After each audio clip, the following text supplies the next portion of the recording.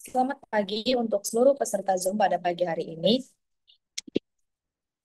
Di sini kita tanyakan dulu apakah Bapak narasumber kita dan Bapak Ketua Umum APEKNAS sudah masuk ke dalam webinar pada pagi hari ini.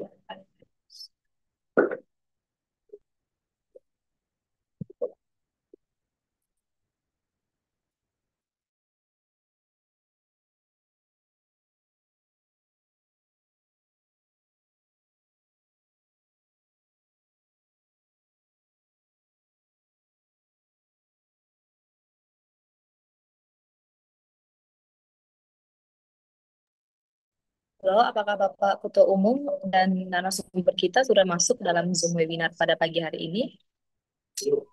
Pagi Mbak Nah, Bulan. silakan Mbak Ulan. Terima kasih.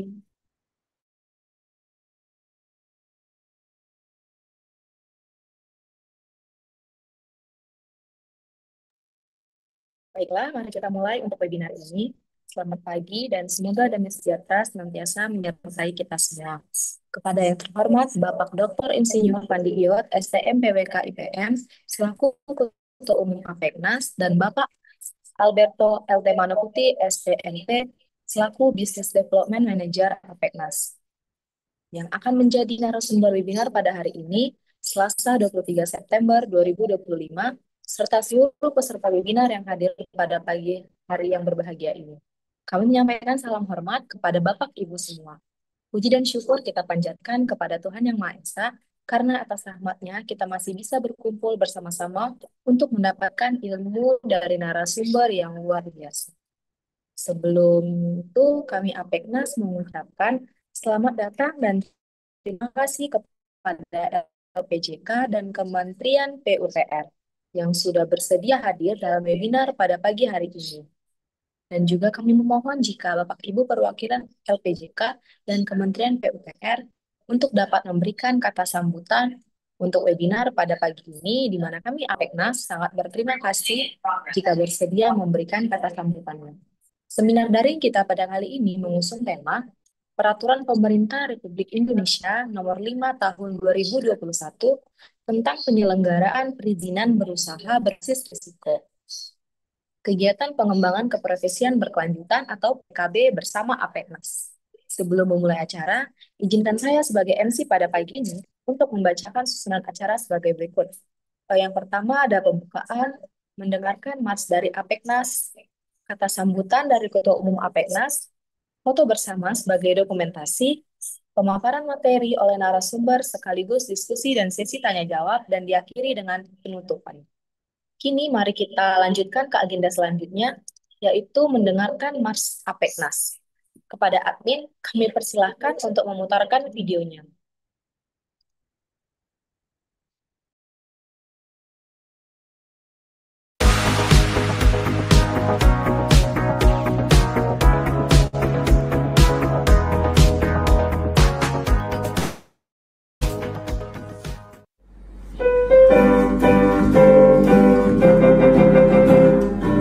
Indonesia negeri tercinta, anugerah Tuhan.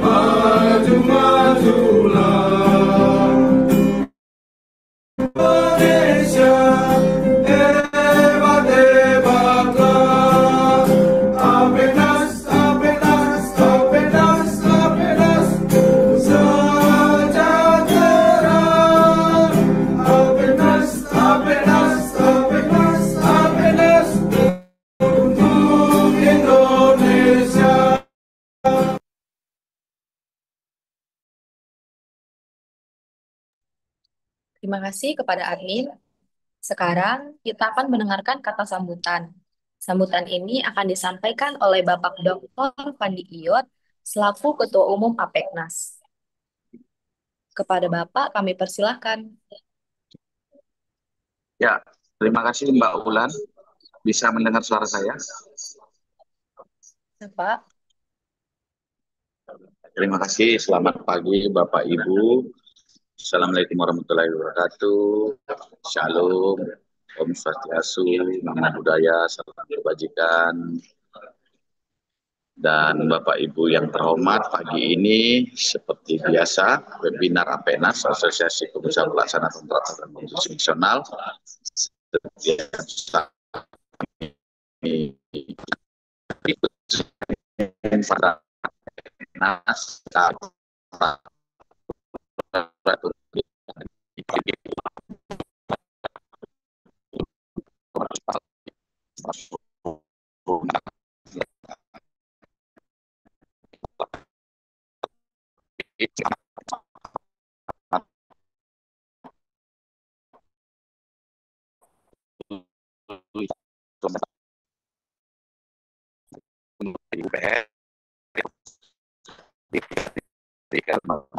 yang melanjutkan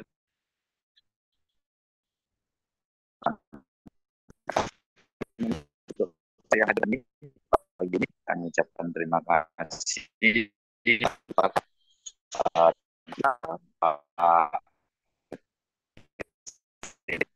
terima kasih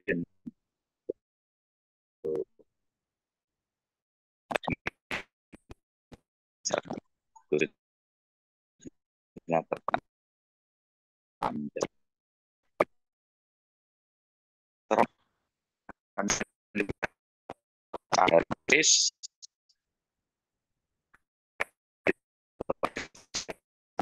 pentingnya manajemen sistem baik uh,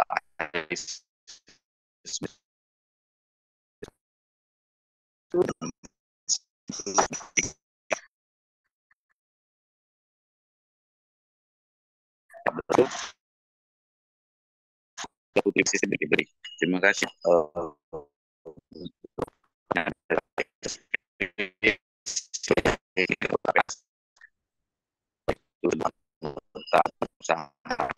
Jasa Bapak, putus-putus, Pak.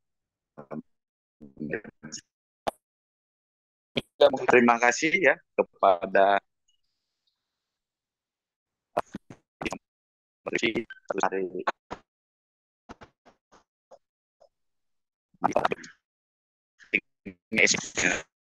nanti untuk video saya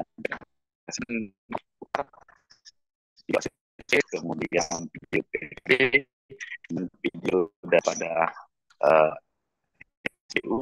dan mungkin dari sekretariat untuk membantu pengusaha BU lebih mudah dan lebih gampang bagi para anggota baru maupun perpanjangan. Kami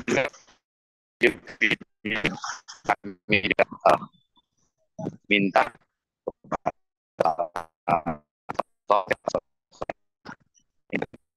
produknya, terutama produk produksi yang telah mendapatkan ya, sertifikat standar nasional Indonesia. Kita kan Bapak Ibu yang kan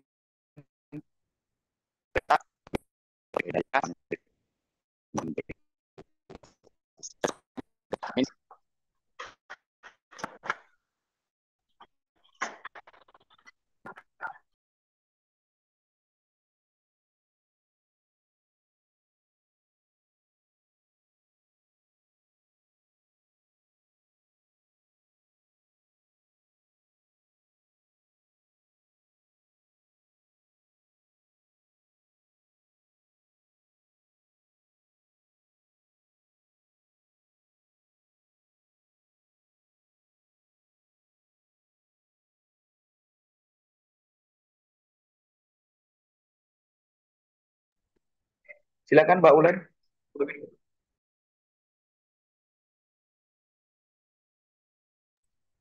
Bentar ya, admin lagi ntarin Bapak.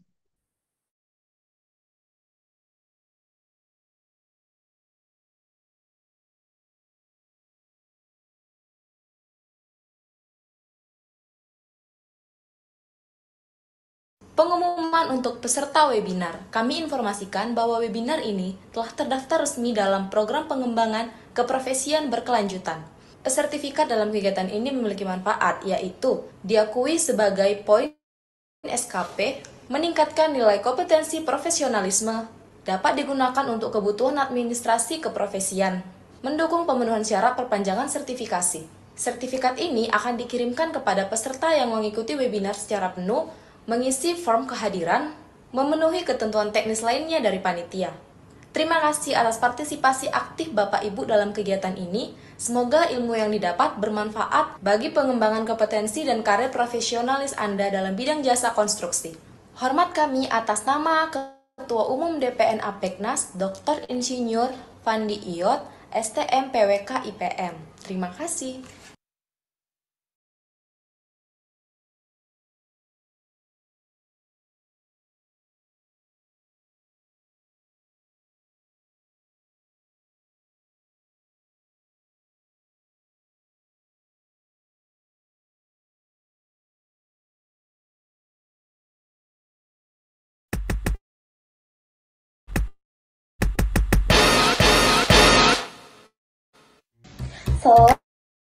Selamat datang di Exospace, mitra Anda untuk sertifikasi ISO.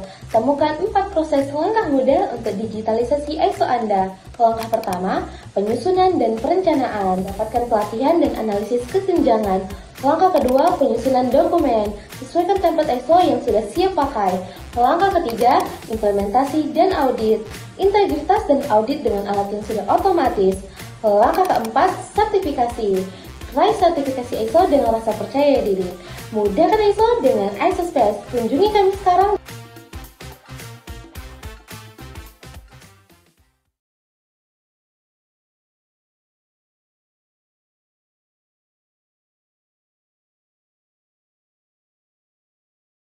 Baik, terima kasih kepada Bapak atas sambutannya dan juga kepada admin.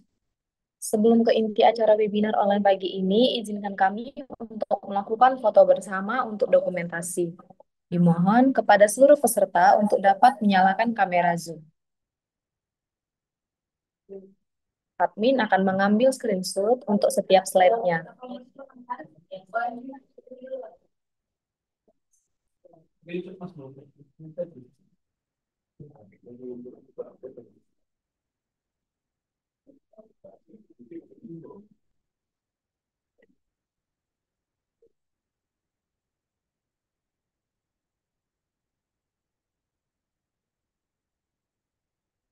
Bentar ya Bapak Ibu, admin akan mengambil screenshot untuk setiap slide-nya.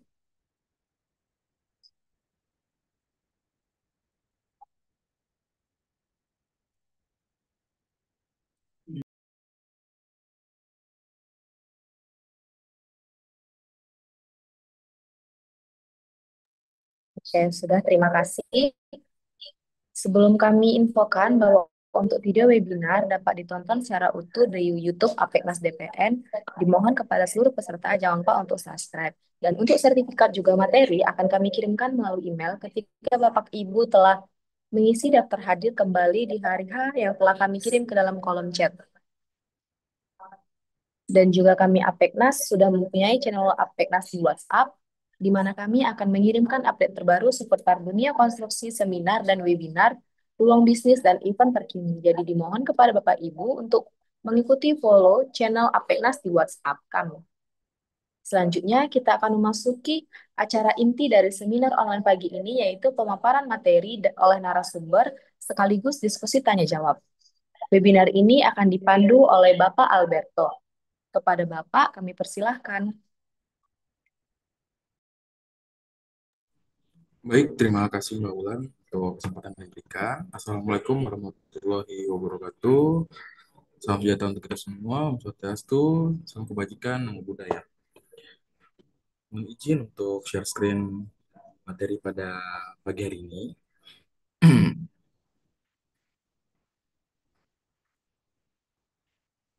Sudah nampak Mbak Ulen? Loading.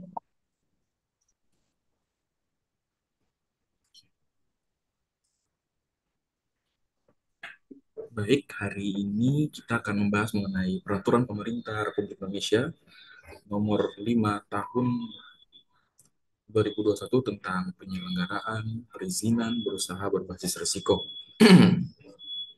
Di mana kita akan membahas salah satu kebijakan paling strategis dari pemerintah, yang mana perizinan berusaha berbasis risiko.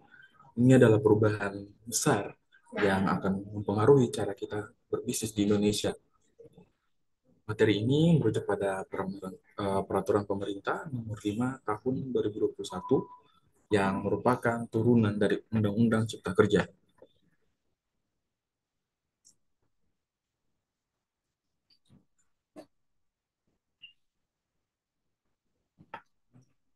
Oke, kita akan masuk pada latar belakang dan filosofi daripada perubahan Peraturan Pemerintah Nomor 5 Tahun 2021, di mana latar belakang ini sebelumnya perizinan usaha seringkali rumit, birokratis, dan memerlukan waktu yang lama. Dan juga hal ini menjadi hambatan bagi investasi dan menyulitkan pelaku usaha, terutama UMKM, untuk memulai bisnis. Sebelumnya kita semua tahu bahwa proses perizinan itu seringkali rumit dan pastinya memakan waktu. Dan juga kita tahu bahwasanya pengusahaan ini penuh birokrasi sehingga mempersulit saat kita melakukan atau pengurusan perizinan yang kita inginkan, di mana hambatan ini juga membuat pelaku usaha kesulitan dan juga banyak investor untuk berpikir dua kali untuk masuk ke Indonesia juga. Hal-hal seperti ini yang membuat peraturan pemerintah untuk perubahan peraturan pemerintah nomor 5 tahun 2021. Di sini kita bisa lihat bahwa filosofinya seperti pemerintah ingin mengubah pola pikir perizinan tidak lagi menjadi hambatan, melainkan fasilitas. Di sini peraturan pemerintah ini hadir dengan filosofi yang sangat sederhana tapi powerful, di mana konsepnya adalah mungkin seperti kita bisa lihat pendekatannya ibarat sistem lampu lalu lintas. Lampu merah, lampu kuning, lampu hijau. Di mana lampu untuk lampu merah sendiri itu usaha dengan risiko tinggi harus berhenti dan melewati pemeriksaan ketat sebelum jalan. Seperti itu. Dan juga ada lampu kuning. Lampu kuning seperti apa? Lampu kuning seperti usaha dengan risiko menengah, perlu hati-hati dan memenuhi beberapa standar. Itu yaitu lampu hijau atau usaha dengan risiko rendah dan bisa langsung jalan. Di sini kita bayangkan seperti usaha dengan risiko kecil tidak perlu dicek berulang-ulang. Cukup berikan lampu hijau agar mereka bisa langsung jalan. Nah, seperti itu untuk filosofi pada lampu lalu lintas. Usaha yang bersuatu, misalnya untuk memastikan keamanan dan lingkungan. Tujuan utama dari peraturan pemerintah ini sendiri yaitu mempercepat investasi, menciptakan lapangan kerja, dan memastikan perlindungan lingkungan serta kesehatan masyarakat. Tujuannya di mana di sini mempercepat investasi, menciptakan lapangan kerja, dan memastikan perlindungan bagi masyarakat, baik kesehatan dan lingkungan. Jadi ini bukan soal melonggarkan, tetapi merasionalkan perizinan tersebut.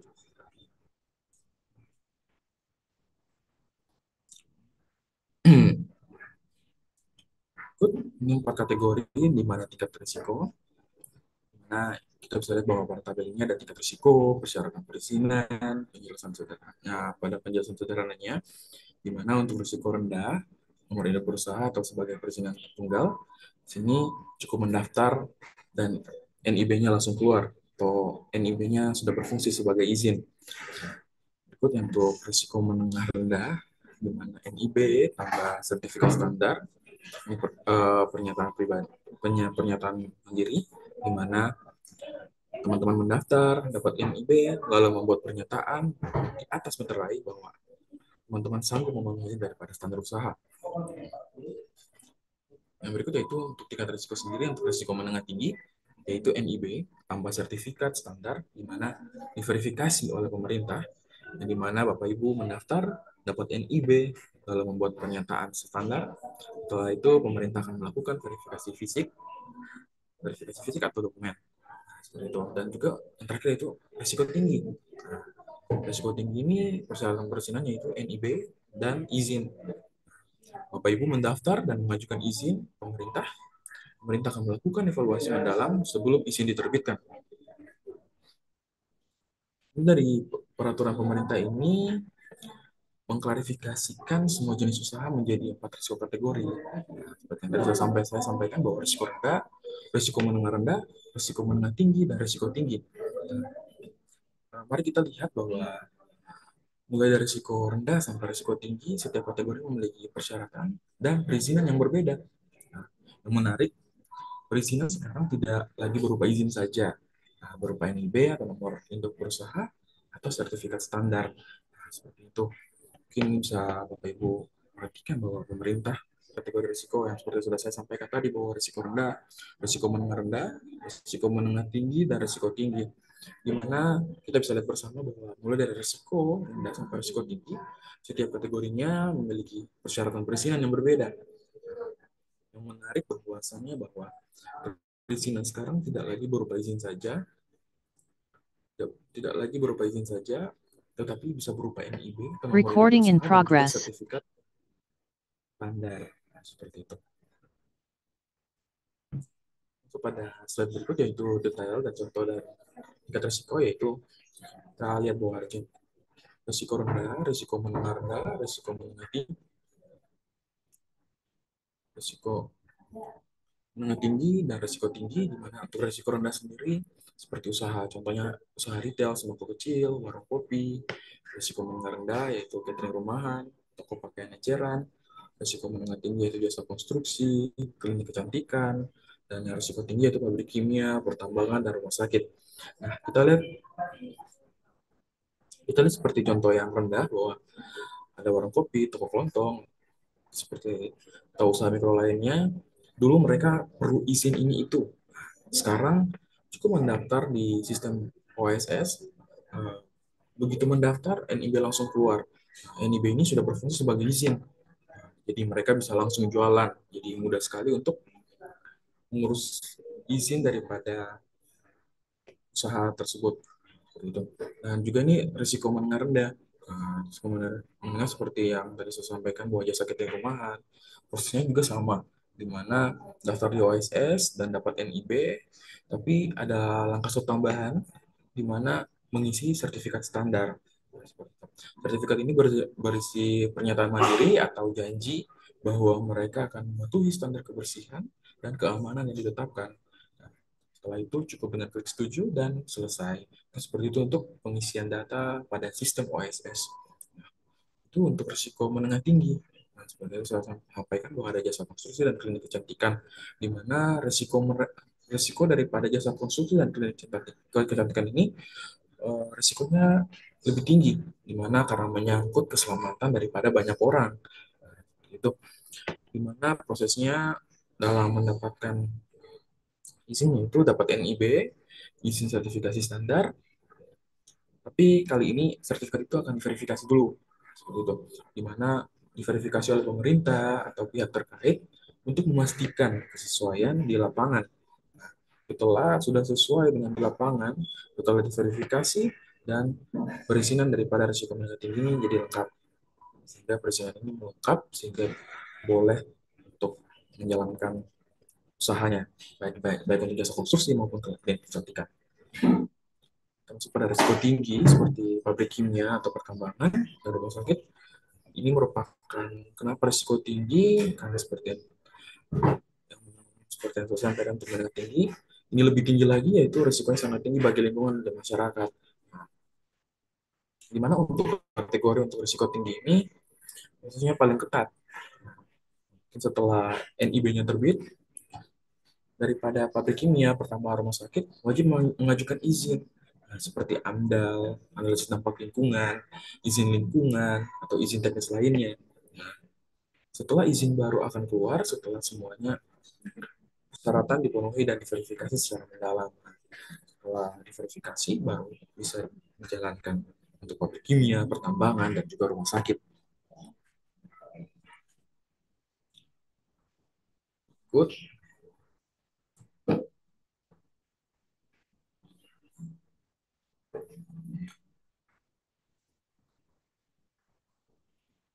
Di sini kita masuk pada peran sistem OSS atau Online Single Submission, di mana semua kemudahan yang tadi sudah saya jelaskan tidak akan berjalan tanpa adanya OSS atau peran sistem OSS atau Online Single Submission.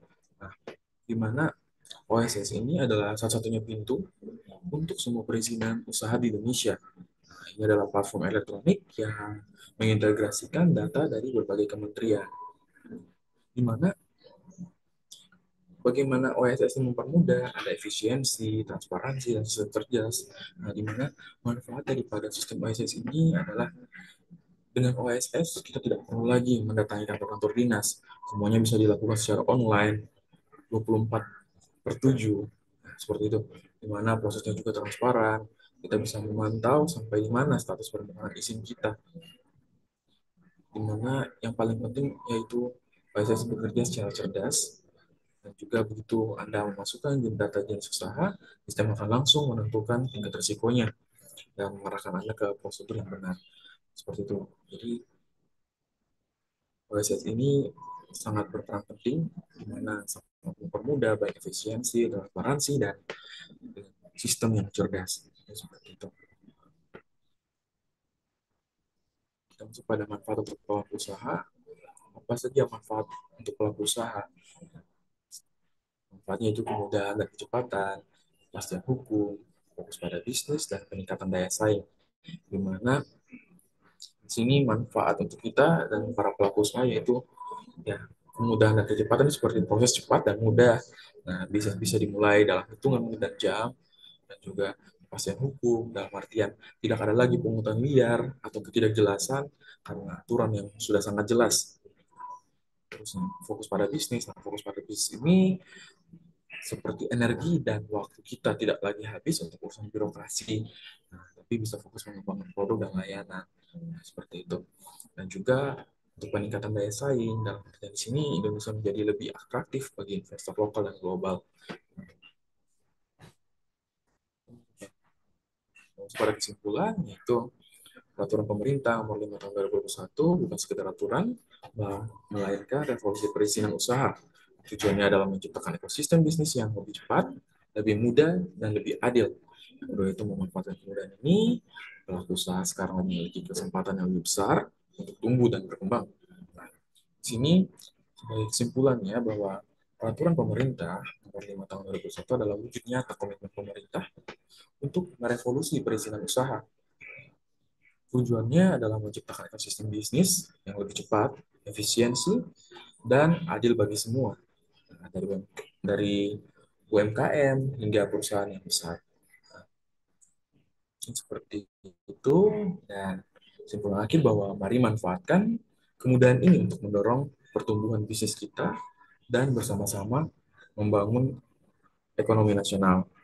Sekian presentasi dari saya kembalikan kepada Mbak Ulan.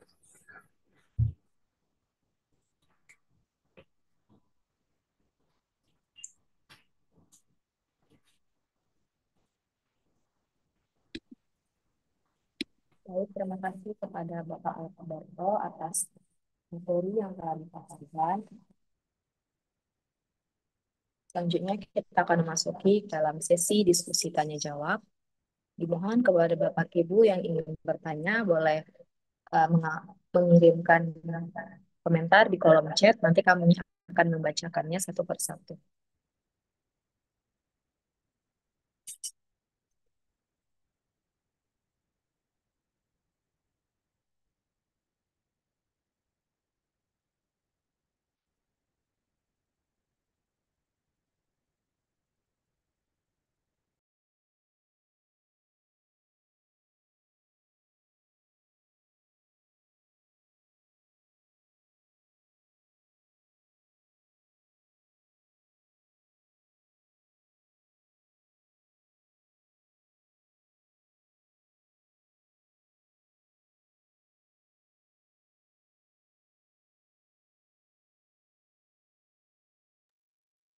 Sambil menunggu pertanyaan kepada Bapak Ibu, dimohon untuk mengisi daftar hadir yang sudah kami kirimkan ke dalam kolom chat, di mana kami akan mengirimkan materi dan juga sertifikat.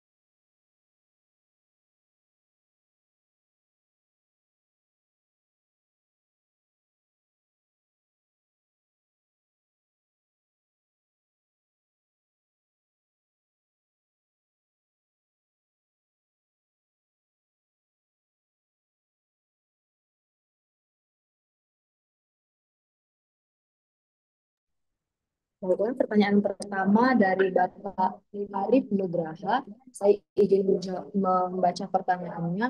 Izin tanya Pak Alberto, OSS kan submit untuk doc tender kah? Jika ada kendala sinyal dan nggak terkirim, apakah dianggap batal ikut tender? Mungkin narasumber kita akan menjelaskan mengenai hal ini. Kepada Bapak Alberto, kami persilahkan.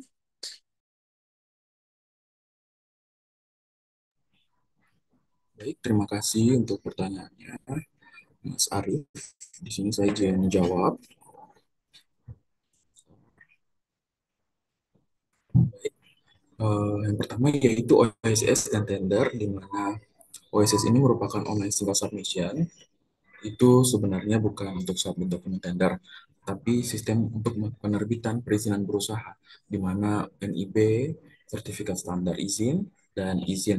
Nah, di mana kita tahu bahwa dalam tender dokumen OSS biasanya hanya dilampirkan sebagai salah satu syarat administrasi, contoh NIB, SBU, SKK. Jadi tender pakai hasil keluaran dari OSS, bukan proses submit lewat OSS. Seperti itu. Di mana untuk tender sendiri kita melalui INAPROV atau EPROV untuk kita mendapatkan sebuah tender. Nah, seperti itu. Dan juga tender submission. Nah, yang kedua itu tender submission yaitu untuk tender pemerintah LPSE. Dokumen tendernya diunggah di LPSE atau SPSE, di mana sistem pengadaan secara elektronik, di mana untuk tender swasta biasanya Pak panitia menyediakan portal atau email khusus, dan juga yang seperti sudah saya sampaikan bahwa untuk proyek tender sendiri eh, kita bisa akses melalui INAPROK atau EPROK untuk mengakses tender yang kita inginkan, seperti itu. Dan juga untuk masalah sinyal salah upload tender, kalau dokumen tender tidak berhasil diunggah atau terkirim di sistem tender atau bukan OSS, maka dianggap tidak mengajukan penawaran. Nah, itu artinya bisa batal ikut tender. Nah, seperti itu. Jadi sistem SPSE atau LPSE biasanya ada batas waktu, misalnya sampai pukul 23.59, seperti itu, atau jam 11.59 malam. Kalau lewat waktu dan belum sukses upload, berarti otomatis sistem tidak tercatat. Di sini mungkin ada untuk tips mitigasi, di mana para kontraktor jangan tunggu mendekati deadline. Nah, jadi kalau bisa upload lebih awal, file tender biasanya besar. Nah, mungkin bisa lebih dari 100 megabyte. Nah, hal seperti itu kita hindarin. Kalau kita udah tahu bahwa sistemnya udah lebih besar, kapasitasnya lebih besar, ya berarti kita harus prepare lebih awal. Gitu. Dan juga kita kita udah tahu bahwa uploadnya filenya besar, berarti kita harus menggunakan jaringan yang stabil. Seperti itu. Dan juga mungkin kita sebagai antisipasi juga, kita harus cek status di sistem. Kalau sukses, biasanya ada tanda terima elektronik. Gitu. Itu yang menjadi bukti sah daripada penguploadan tender tersebut. Mungkin seperti itu jawaban dari saya, Pak Arif. Kembalikan ke Mbak Wulan.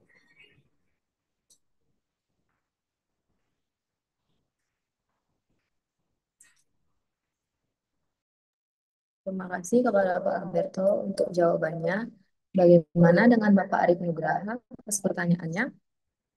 Oke, Pak, terima kasih. Pak sudah terjawab. Terima kasih untuk pertanyaannya. Selanjutnya, pertanyaan kedua.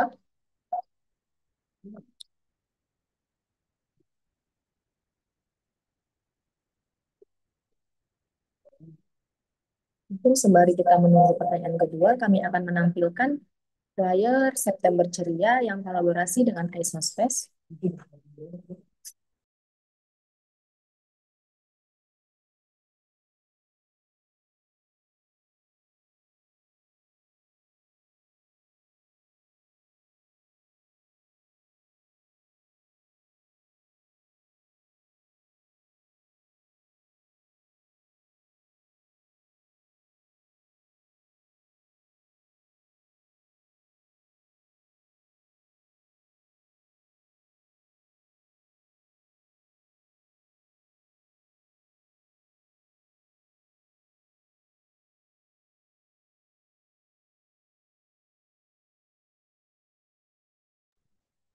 Tersebut merupakan flyer dari promo September Ceria yang telah kolaborasi dengan Evios. Promo ini masih berlaku hingga sampai 30 September 2025. Jadi dimohon supaya Bapak Ibu jika ingin berminat boleh menghubungi kontak person yang telah tersedia di bawah flyer tersebut.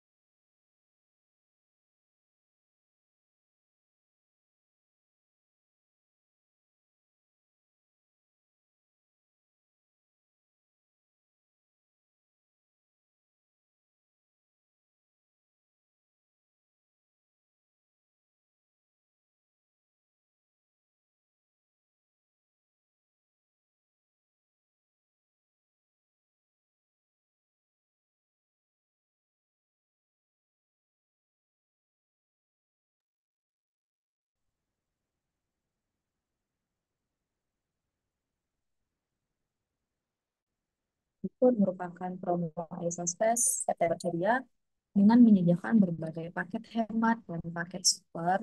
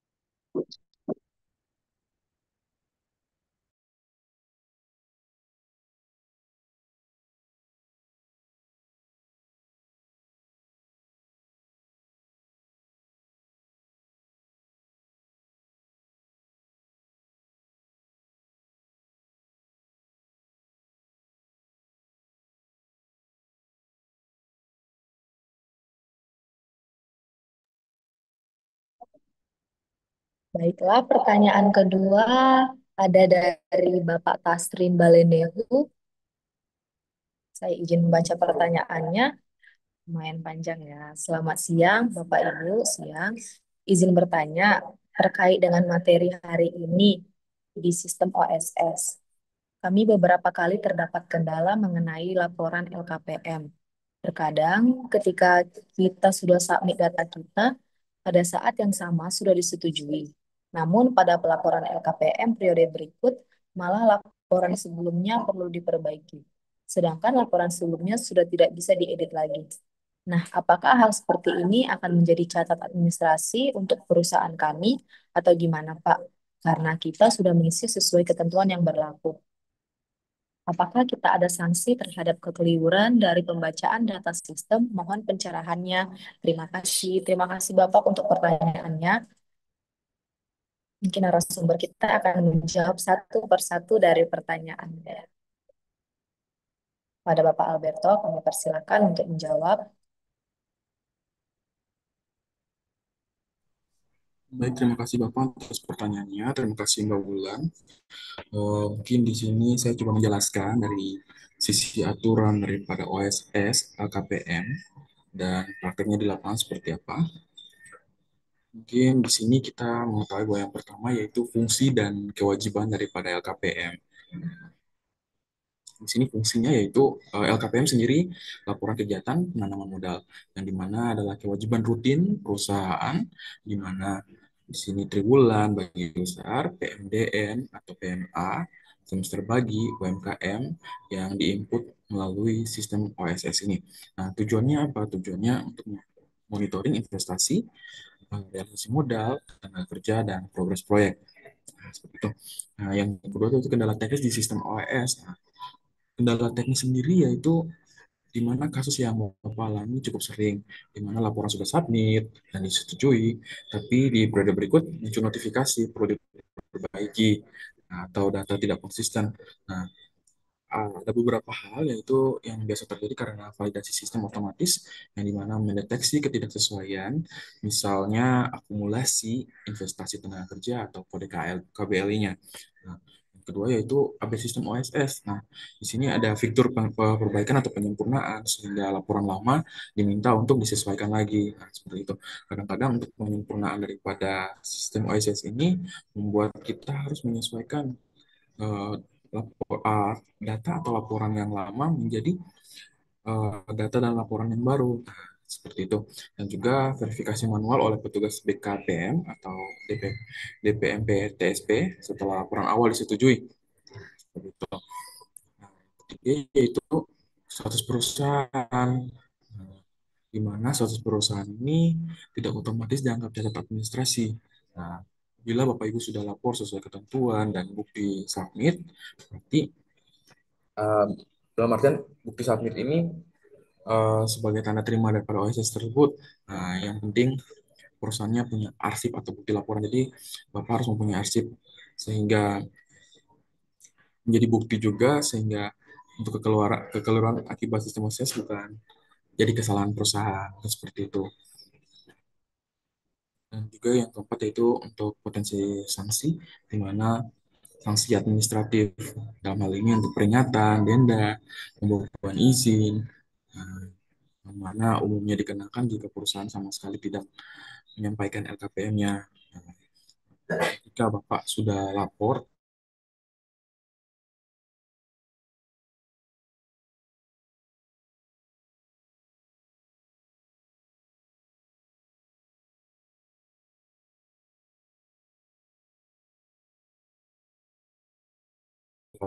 mungkin seperti yang tadi saya sampaikan, simpan bukti submit LKPM, di mana Bapak simpan dalam bentuk file PDF dan juga screenshot status daripada OSS yang tadi. Nah, jadi jika muncul permintaan perbaikan periode berikut, Bapak tinggal melakukan apa? Lakukan perbaikan di laporan terbaru. Nah, sertakan catatan di kolom keterangan.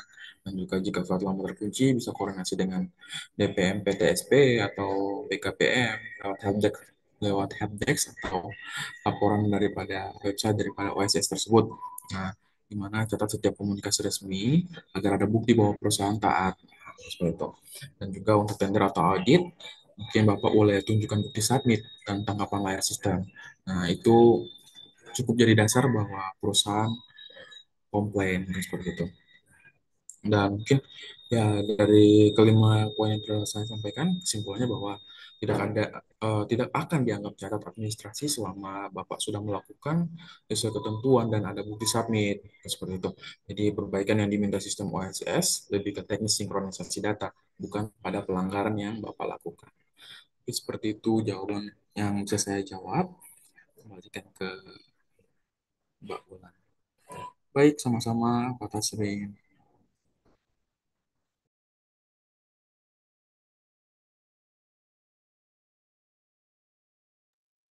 Terima kasih kepada Bapak Alberto untuk jawabannya dan juga kepada Bapak Tasri atas pertanyaan yang sudah disampaikan.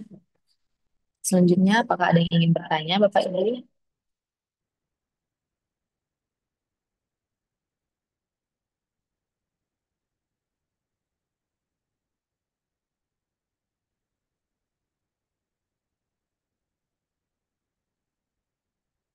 Mungkin kita akan menunggu 5 menit lagi untuk pertanyaan.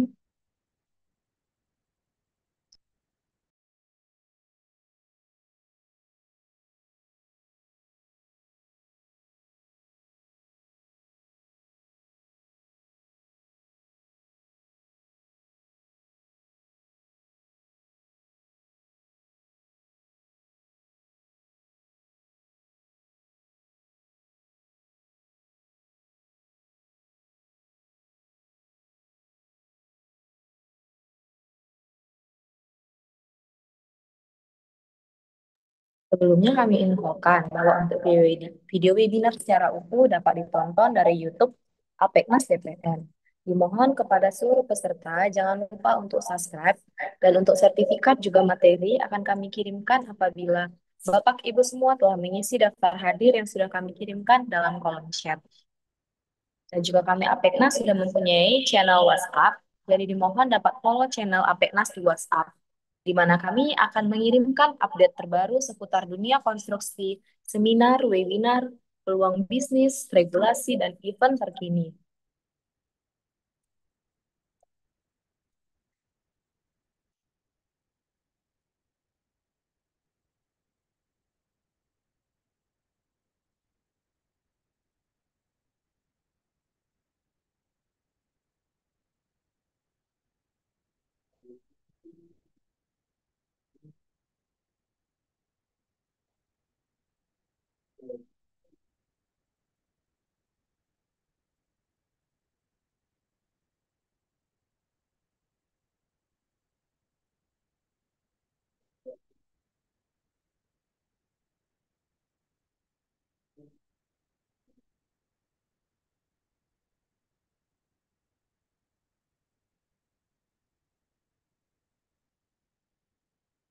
Apakah ada lagi yang ingin bertanya?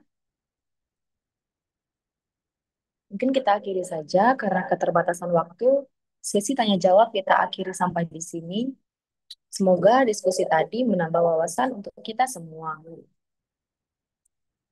Dan pemaparan diskusi tadi memberikan wawasan yang sangat berharga yang dapat diaplikasikan dalam dunia konstruksi maupun di masyarakat. Jadi sebelum kita mengakhiri webinar online pada siang hari ini, izinkan kami untuk melakukan dokumentasi kembali. Dimohon kepada seluruh peserta untuk menyalakan kamera Zoom, karena admin akan mengambil screenshot untuk setiap slide-nya.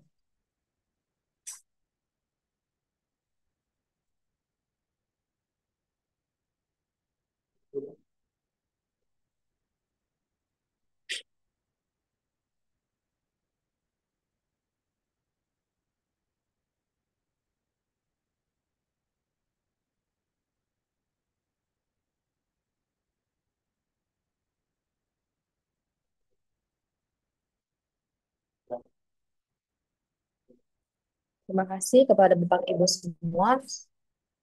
Kami infokan kembali bahwa materi dan juga sertifikat akan kami kirimkan apabila Bapak Ibu sudah mengisi daftar hadir yang sudah kami kirim dalam kolom chat. Terakhir, kami ingin mengucapkan terima kasih kepada Bapak narasumber serta semua peserta yang telah penuh perhatian mengikuti acara ini dari awal hingga akhir. Saya, atas nama panitia, ingin menyampaikan permohonan maaf jika ada kesalahan selama pelaksanaan webinar online ini berlangsung.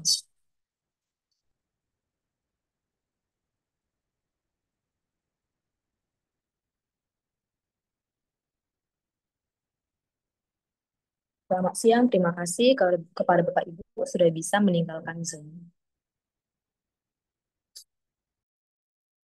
Pak Ulan.